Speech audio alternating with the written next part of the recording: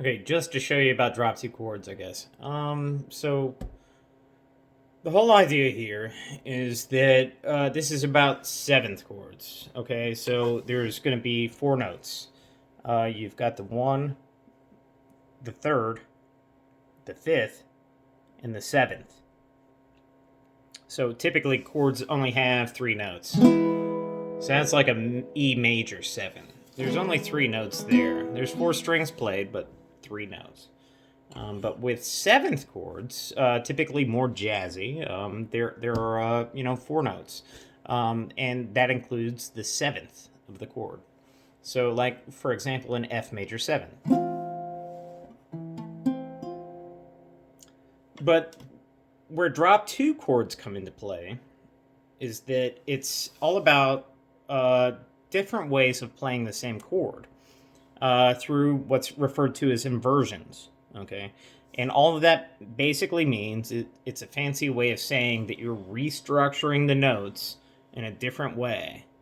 Okay, which essentially means that, so for example, you might have the root note or the tonic, at the very, very, base of the chord on one inversion, but then you might reposition it and put, like, say, for example, the fifth above that. So you're just kind of moving the notes around, but it's still musically the same chord. So I'll show you what I mean. So, like, all of these chords are essentially the same chord. That's an F major 7.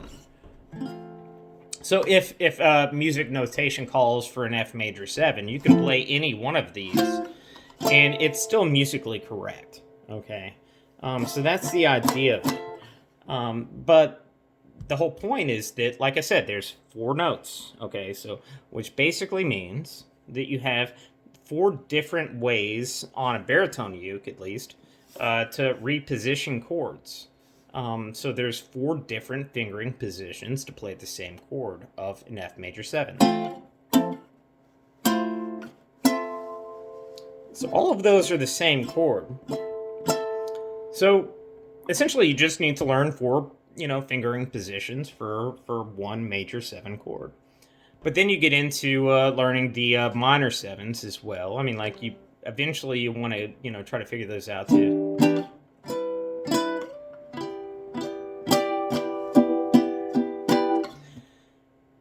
And once you start to internalize those things, what's cool is that you can get into this common practice known as voice leading. And this is how songs are made, okay?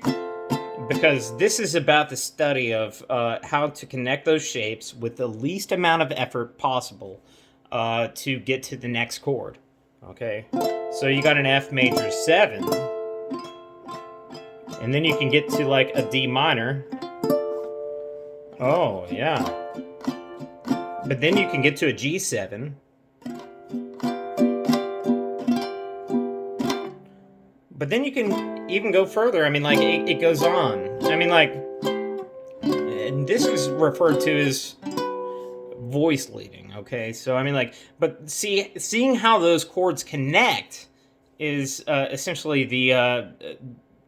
in my mind, at least, a baritone uke is built for voice leading and like this kind of music, and at least through my eyes. Maybe some don't see it that way, but it's been just a blessing to pick one of these up and be able to do that. But I mean, like, there's just so much you can do with this.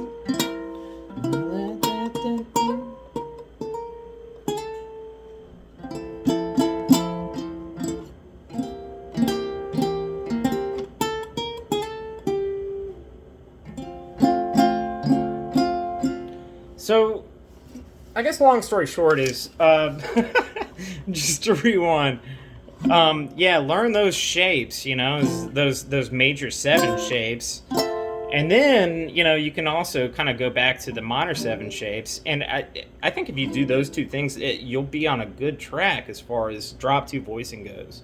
I hope that explains it pretty well. If you got questions, or if you need me to notate some of that, I mean, like, I'll try to do that too for you.